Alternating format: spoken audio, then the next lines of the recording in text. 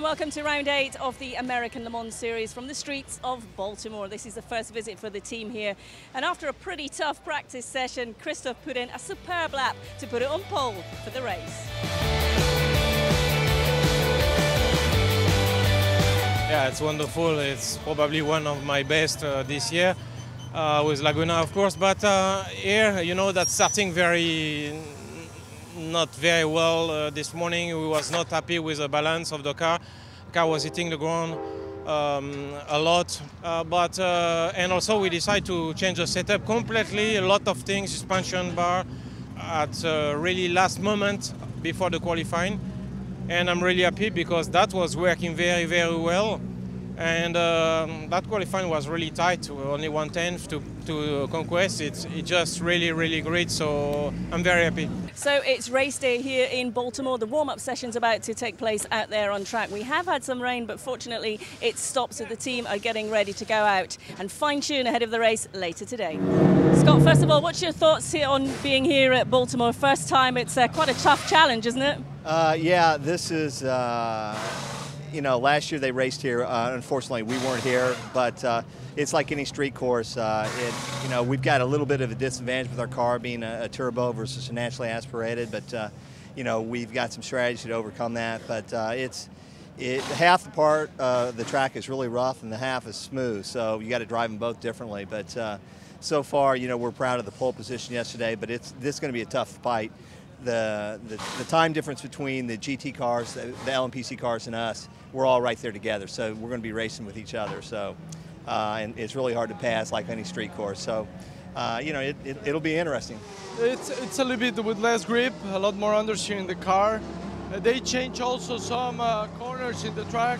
They took out the chicane. So, I mean, I think we had a good session right now. I mean, trying to find out about the right head of the car. When I start running 55, a lot of vibration happened on the front of the car, so I just try to run more easily with the car. But globally, I refound the car I had yesterday in qualifying, so it could be interesting for the rest. I found a car that's a lot more drivable, more friendly than yesterday. The lap times were good. I was scaled up in my fastest lap. I guess we have a good base for the race. We're still going to look at some information. We're thinking on some changes, but we'll make a decision later.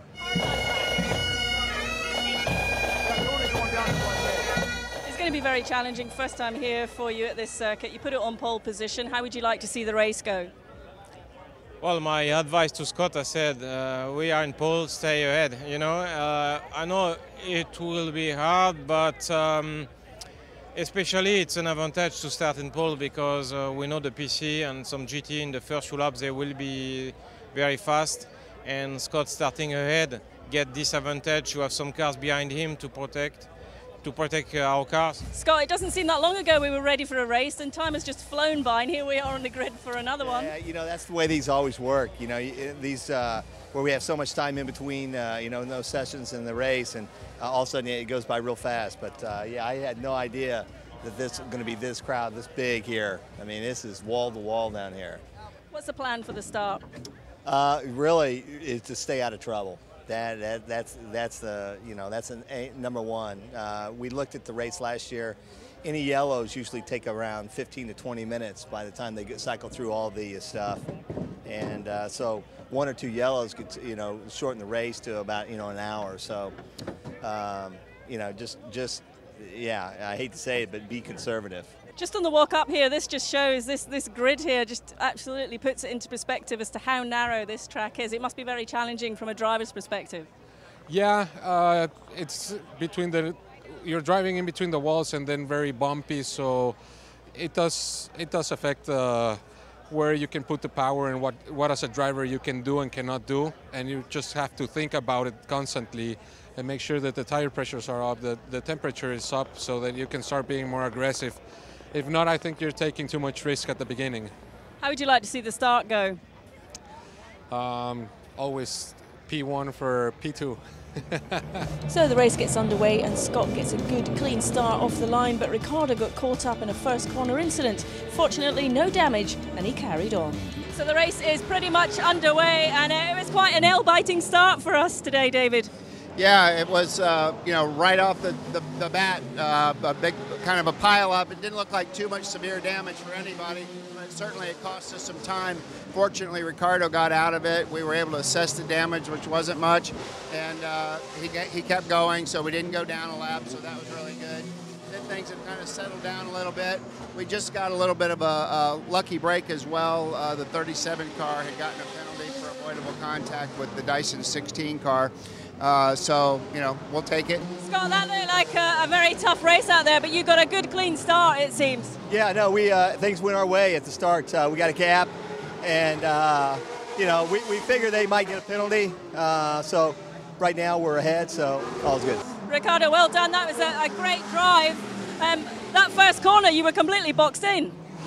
Yeah, and I had a car on the inside, and I was in the dirty side of the track, so it was a point where I was on ice. There was nothing I could do. But happy that the car was okay, and I got back with the rest of the pack. Well, you were running P1 overall, so that was some comeback. Yeah, that was a surprise for me when they told me in the radio. Ever since the crash in the beginning, my mind was go forward, go fast, and try to make up the time lost there. And I guess it worked out at the end. So as the checkered flag falls, Christophe takes P1 overall with Luis in P2. It's a great day here for the team. Great day for the team, man. The team really needs this right now. This is great. It's been a tough weekend, hasn't it? But this is worth it. This is great. Well done. Great drive. Woo! Luis, many congratulations. Fantastic drive. You and Ricardo did a brilliant job today.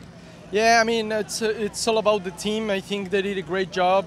David Stone being the head, putting our head down and guiding us through this very tough weekend for everybody, because it was our first time here.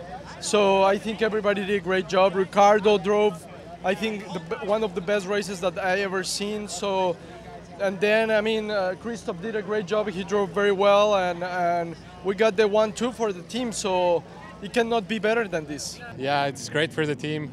Very happy that we get the result that we were looking for. And hard work in the race, but I guess that's racing. David, many congratulations. This is a fantastic day for the team. It's been such a tough weekend. You must be delighted. Yeah, I mean, just, you know, to come out of here and win at this race where we didn't really expect to do that well here at this type of a track with the turbo lag thing that we've been dealing with all year. Honda's done a really good job at improving that all year long. But even still, to come out of here and win overall and finish second, that's you know, first for us, and it's pretty uplifting for the team, and I'm happy for everybody, and for Scott and the drivers and everybody that worked so hard. Our goal was to win in P2 to get a better advance to Conquest. But I said to the engineer and to everybody before the race, then my goal is just to win, nothing else. If we want to win the championship, we have to think winning races, not finishing second. And I was ready to push the car until the limit. So until I start my first lap, I was pushing. And the car was really great, and winning overall, it's something unbelievable. It doesn't happen so many times to win with the P2 overall, so we take, and it's a really, really great day for level 5.